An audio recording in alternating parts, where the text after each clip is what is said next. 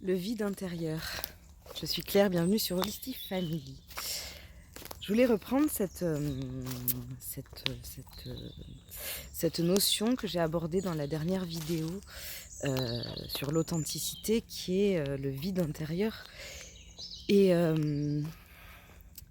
quand on se retrouve face à ce vide qui fait qu'on se sent inconsistant, inexistant, bref, on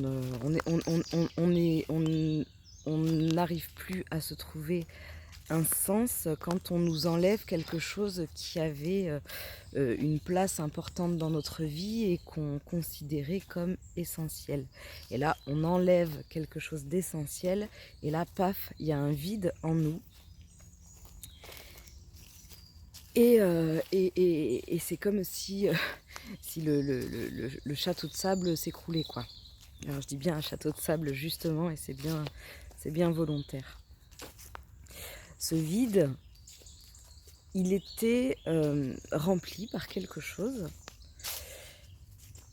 Et ce qui est important de regarder, c'est ce vide était rempli par quelque chose qui effectivement nous semblait essentiel. Mais à chaque fois qu'on enlève quelque chose qui est essentiel dans notre vie, le château de cartes s'écroule. Donc, ça veut dire quoi? Comment rester stable? Est-ce que c'est ce avec quoi je viens remplir le vide qui définit mon être? Oui ou non? Parce qu'à chaque fois que je l'enlève, je ne sais plus qui je suis. Donc il va bien quand même à un moment falloir que je trouve quelque chose qui me définisse de façon stable et, presque certaine même dans tout dans toute l'impermanence de ce qu'on peut être, mais en tout cas que je n'ai plus de doute sur, mon être, sur de qui je suis, quoi. Chaque fois que j'enlève quelque chose, ça va plus. Donc, et puis alors si j'enlève tout, ça va. Vraiment, je n'existe plus en fait. Il y a énormément de choses à comprendre avec ce vide-là. C'est pour ça que quand ce vide se présente à nous, parce qu'il se présente tout le temps, on a mal, on nous retire des choses, ou on se retire des choses à soi-même. Il y a des choses qui apparaissent, des choses qui disparaissent, des personnes qui apparaissent, des personnes qui disparaissent. Enfin bon, bref, ce vide est tout le temps, il revient tout le temps à nous. Et à chaque fois, c'est souffrant. À un moment, il va bien falloir s'y confronter à ce vide-là. Savoir pourquoi. Pourquoi il est là, pourquoi il est souffrant. Qu'est-ce qu'il veut dire? Qu'est-ce qu'il vient nous apporter? Qu'est-ce qu'il vient nous faire comprendre? Et est-ce que ce ne serait pas là justement la clé de comprendre qui nous sommes dans ce vide? Qui nous sommes avec ce vide? Qu'est-ce qu'il vient nous dire? Donc, voilà, quand le vide se présente, c'est qu'il est là pour quelque chose.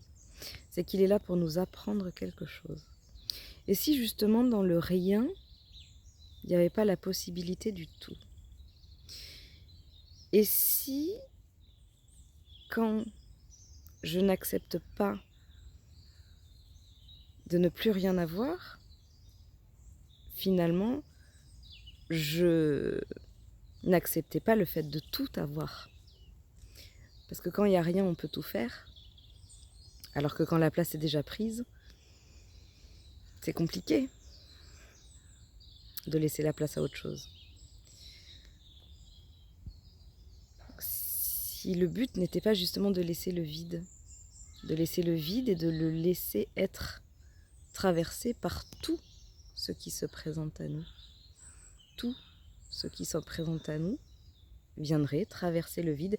Et le vide ne serait en fait pas un vide, mais un espace de circulation qui verrait circuler des choses, des émotions, des ressentis, des expériences, les unes après les autres, qui seraient là juste pour nous faire comprendre qui nous sommes au fur et à mesure de la circulation.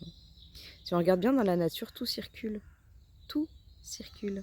Rien n'est permanent. Rien n'est définitif, rien n'est figé. Il y a des cycles qui s'enchaînent, des états qui s'enchaînent, des flots qui circulent, qui coulent. Et la vie, c'est un flot. La vie, c'est une circulation d'énergie. Et en fait, quand on cherche à remplir le vide, c'est comme si on mettait un gros caillou sur la route et que plus rien pouvait passer. C'est ma compréhension. Après, voilà. Mais accueillir le vide, c'est déboucher la circulation et laisser autre chose venir. Oui, on ne sait pas quoi. Oui, on ne sait pas comment. Mais en tout cas, ce qui est sûr, c'est que quelque chose va venir circuler dans le vide. Voilà. Je vous laisse réfléchir à tout ça. Je suis là si vous avez besoin. Je vous accompagne. N'hésitez pas par mail, par message, de la façon dont vous voulez. Je suis là. Je vous embrasse très fort. Je vous souhaite une excellente journée et à très bientôt. Ciao!